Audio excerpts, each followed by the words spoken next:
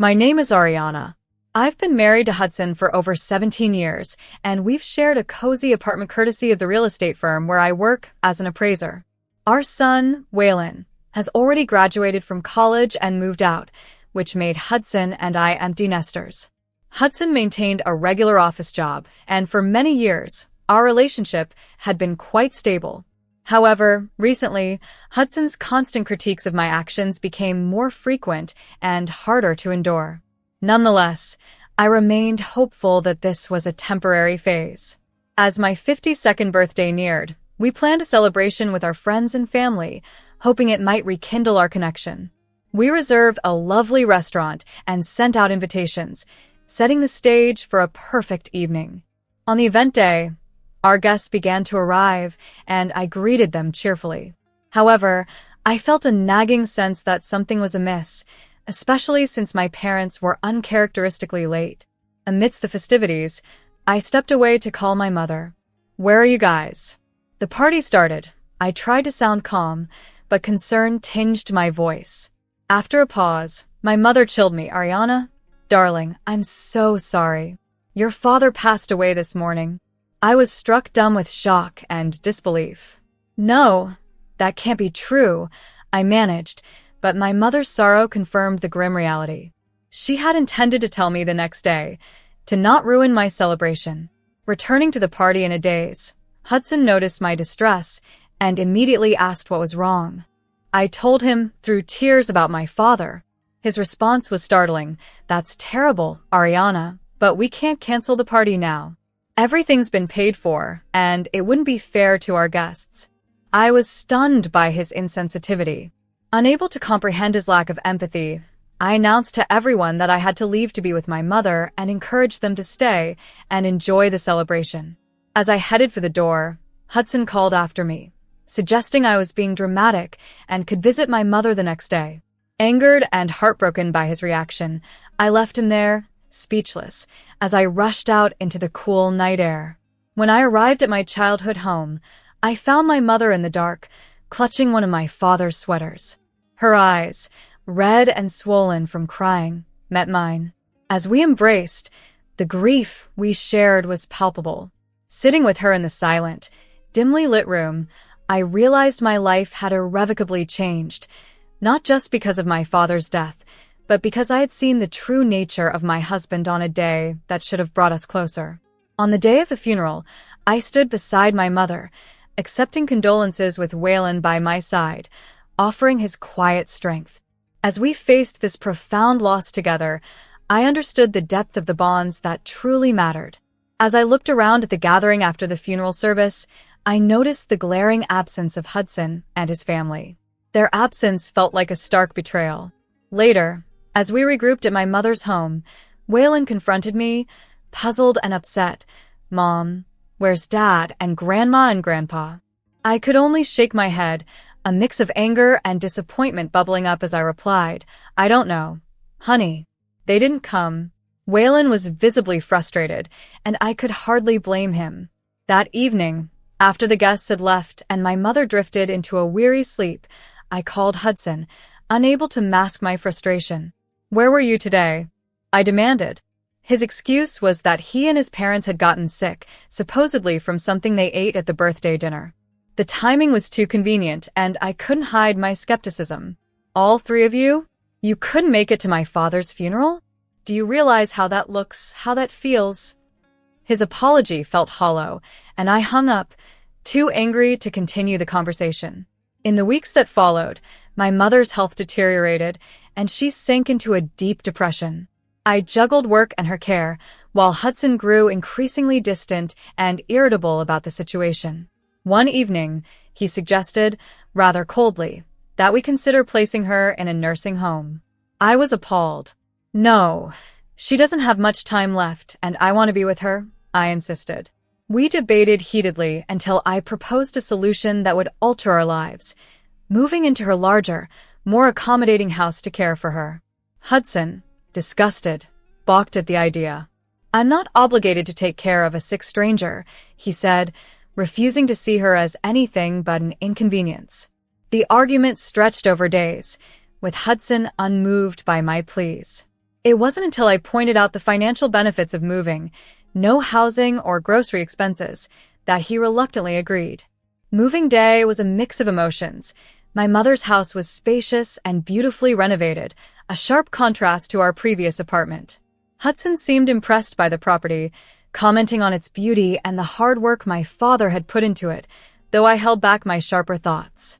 Initially, Hudson boasted about our new living arrangement to his colleagues, omitting the real reason for our move. However, as time passed, his dissatisfaction became evident. One evening, as I was cooking, he burst into the kitchen, complaining about the pervasive smell of illness. His harsh words were the last straw for me. I slammed down the knife I was holding, my patience finally worn thin. As I was preparing dinner and chopping vegetables, the smell of illness filled the room, a constant reminder of my mother's condition. Hudson's indifference grew each day. He avoided her room and complained whenever he passed her door. It was heartbreaking to watch my mother suffer not just from her illness, but also from Hudson's blatant contempt. One quiet evening, as Hudson and I sat in a strained silence at the dinner table, my mother gathered her strength to speak. "Ariana, Hudson," she began, her voice frail yet firm, "I want to thank you both for taking care of me. I know it hasn't been easy." Hudson barely acknowledged her, his eyes fixed on his plate. "I want to show my appreciation," Mom continued, causing Hudson to finally look up with a hint of interest. "Hudson, I'd like to give you the land this house is built on, and Ariana, the house itself will be yours." I was stunned. "Mom, no, you don't have to do this," I protested, but Hudson's interest was visibly piqued. My mother insisted on proceeding with her plans, adding that any remaining money would go to Waylon. Hudson, unable to hide his excitement, leaped up and fetched a bottle of wine. "Let's celebrate," he exclaimed, pouring himself a glass. Under his breath, he muttered, "Maybe the old gal will kick it sooner rather than later." I was horrified by his cruel words. "How dare you?" I hissed, rising so quickly that my chair crashed behind me. "You heartless monsters." Hudson scoffed and retorted dismissively, implying that my mother was already as good as gone, and that at least we would benefit from it. The ensuing argument was ferocious. Hudson insulted me ruthlessly, and I responded with equal fervor, releasing years of repressed frustration and disappointment. He stormed out, declaring he would stay with his parents. As days turned into weeks, Hudson stayed away, and an urgent work trip came up, a trip I couldn't refuse as it was crucial for my job, now more than ever since I was the sole caregiver for my mother. The idea of leaving her alone was daunting. I discussed my dilemma with her, and with typical selflessness, she suggested a temporary stay in hospice care. "It's just while you're away," she reassured me. "Those places are comfortable, and I'll be well taken care of." Tears filled my eyes as I agreed, heartbroken yet knowing it was the best option. We arranged her hospice care, and I prepared for my trip, feeling a mix of relief and sorrow. I didn't inform Hudson about the hospice or my travel plans. He was still with his parents, purportedly to teach me a lesson. The irony of his absence during this time of genuine need was not lost on me. The night before I left, I sent Hudson a terse text, going on a business trip. "Please look after the house." I hoped he might reflect on his actions, but more than anything, I needed him to at least maintain the practical aspects of our shared life in my absence. I didn't expect a response from Hudson, and none came. 5 days into my business trip, my phone rang unexpectedly. It was Hudson. His tone dripped with a twisted delight as he greeted me. "Hello, Ariana. Guess what I've done? I've demolished your precious house." Watching the walls fall and the roof collapse was spectacular. I felt a chill run through me. "You did what? Why would you do something like that?" I managed to say. He replied with disturbing glee, "Because now you'll have to rely on me to build a new one on my land." "That's right, my land. Your mother gave it to me, remember? You'll be dependent on me, Ariana. Just like a good wife should be." As the gravity of his actions sank in, a hysterical laugh burst from me, echoing through the empty hotel room. Hudson seemed unsettled by my reaction. "Why are you laughing?" "This isn't funny, Ariana." Once I regained my composure, my voice was calm but icy. Oh, Hudson, you fool. Mom changed her mind at the last minute. She didn't trust you, especially after seeing how you treated her. So she switched it. The house is yours, or rather was yours. But the land? That's mine. There was a stunned silence on the other end of the line before Hudson's small, disbelieving voice came through. You're lying. I'm not, I said, feeling a wave of relief wash over me. And Hudson, I want a divorce. I hung up, my hands trembling as the reality of his betrayal and the need for a divorce settled in. It struck me then with horrifying clarity. Hudson didn't know about Mom's move to hospice. He had been willing to demolish the house with her potentially inside. Upon returning, I immediately filed for divorce. Hudson fought bitterly, claiming the land based on my mother's initial verbal agreement, but I was prepared. I had the updated paperwork showing the last-minute changes she made. The legal battle was fierce, but justice prevailed, and I retained the land, leaving Hudson with nothing but the remains of his destructiveness. Throughout this ordeal, Waylon was my steadfast supporter. When he learned of his father's actions, his reaction was one of shock and revulsion. He did what? I can't believe it. I'm done with him, Waylon declared, severing ties with his father. After finalizing the divorce and gaining full ownership of the land, I chose to sell it. The proceeds allowed me to purchase a modest apartment. Meanwhile, my mother's health continued to decline. I visited her daily at the hospice, savoring every moment. She passed away peacefully, with me by her side, a few months later. Her funeral was small and private, and again Hudson and his family were absent, which this time felt like a relief. In the weeks following her passing, as I sorted through her belongings, I sensed something amiss. It wasn't until one evening, while browsing eBay, that I discovered listings for familiar items: Mom's antique vase, her cherished armchair, even the pearls Dad had given her on their 27th anniversary. Anger coursed through me as I realized Hudson was behind this. The next morning, fueled by a mix of fury and resolve, I drove to Hudson's parents' house. My hands gripped the steering wheel so tightly that my knuckles turned white, ready to confront him and reclaim what was rightfully part of my heritage. When I arrived at Hudson's parents' house and knocked, it was my former father-in-law who answered the door. He appeared surprisingly frail and pale, which caught me off guard. Are you okay? I asked impulsively, concerned by his gaunt appearance. He twisted his face in anger and snapped back, I'm perfectly healthy, unlike your parents. His harsh words stung, and I responded more out of reflex than a genuine apology. I'm sorry. My real purpose came forth as I continued. I've seen my mother's items for sale online. I want them back. Hudson's mother joined us at the door, her expression one of feigned concern. Oh, Ariana dear, those things belong to us now. After all, the house was Hudson's when your mother passed. My frustration mounted. That's not how it works, and you know it. Those are my family's heirlooms, and I want them back now. They refused, and the ensuing argument turned bitter and loud. Eventually, they shut the door in my face, but I was far from defeated. Determined, I headed straight to the police station and filed a report. Faced with potential legal action, Hudson's parents reluctantly returned my mother's belongings. The jewelry, the furniture, everything. 7 months had passed since the dust settled on my divorce and the ordeal with Hudson's family. Life had slowly started to find a new rhythm, and I was beginning to heal from the wounds of betrayal. Then, unexpectedly, I received news that shattered our fragile peace. My former father-in-law had passed away from cancer, which had been in its advanced, untreatable stages by the time it was diagnosed.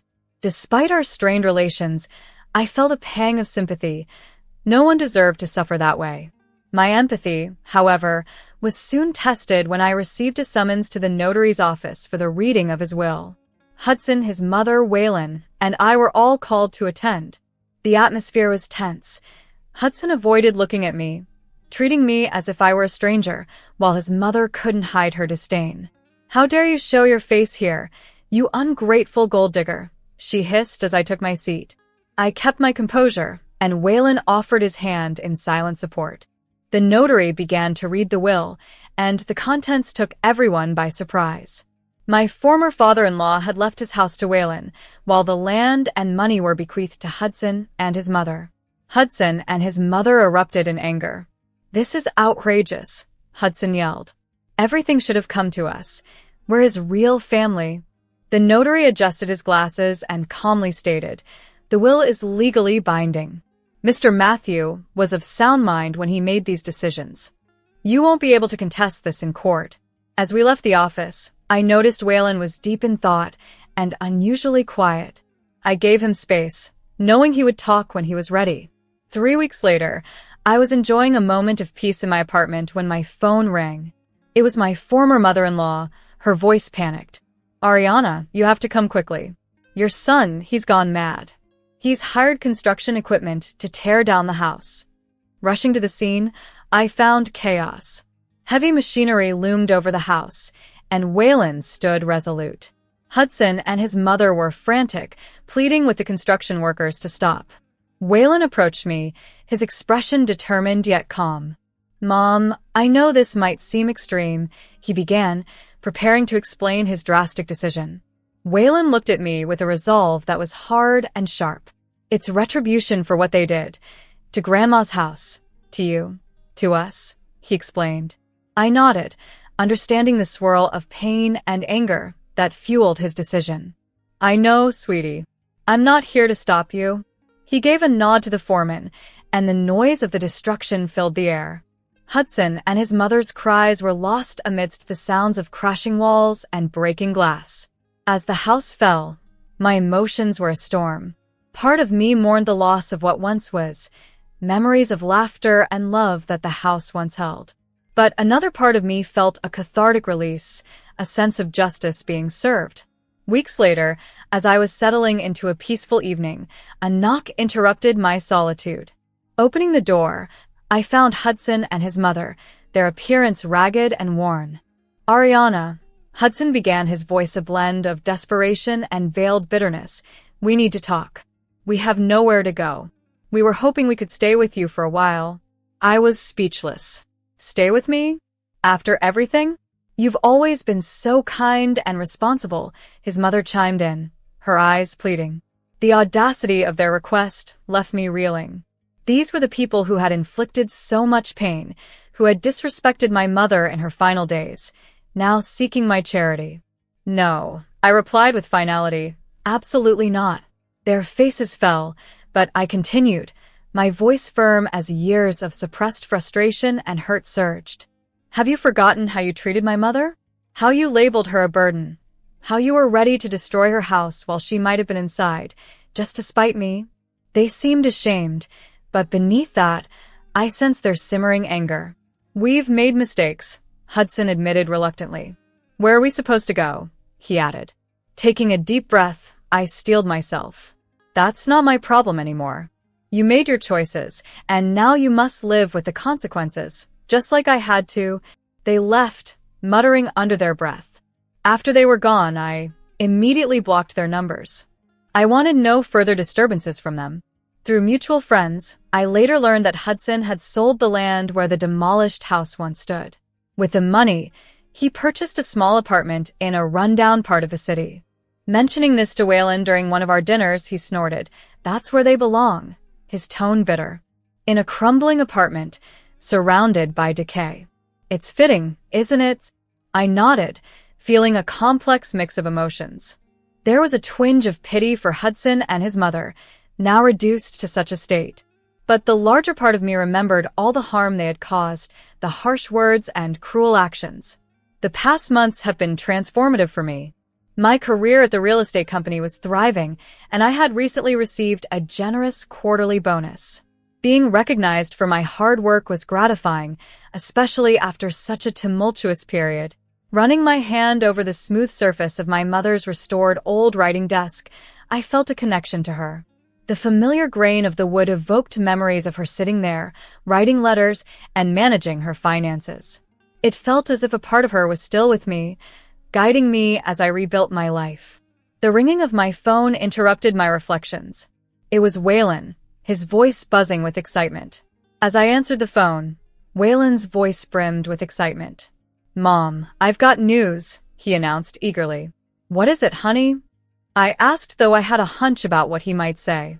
"I proposed to Melody, and she said yes." My heart overflowed with joy. Melody was a wonderful young woman, kind and intelligent, and she truly brought out the best in Waylon. "Oh, sweetheart, that's wonderful news. I'm so happy for you both." We talked for a while about their plans for the future, and then Waylon's tone shifted to something more serious. "Mom, there's something else I want to talk to you about, the wedding. I've decided I don't want to invite Dad or Grandma. After everything they've done, I don't want them there on the happiest day of my life." I took a deep breath, understanding his decision. "Waylon, it's entirely your decision. Your wedding day should be a celebration of love and joy, surrounded by people who truly care about you and Melody. If that's what feels right for you, then I support you completely."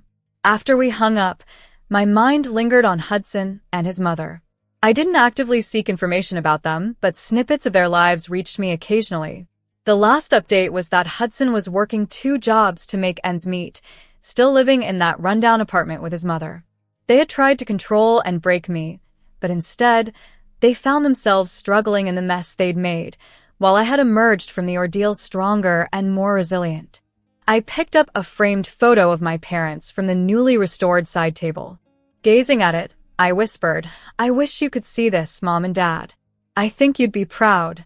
Their memories and the values they instilled in me continued to guide me, reinforcing my resolve to live a life filled with integrity and love, a stark contrast to the bitterness and regret that seemed to fill Hudson and his mother's days. My parents' legacy was a beacon in my journey, and I felt their quiet approval in my heart as I navigated this new chapter of my life.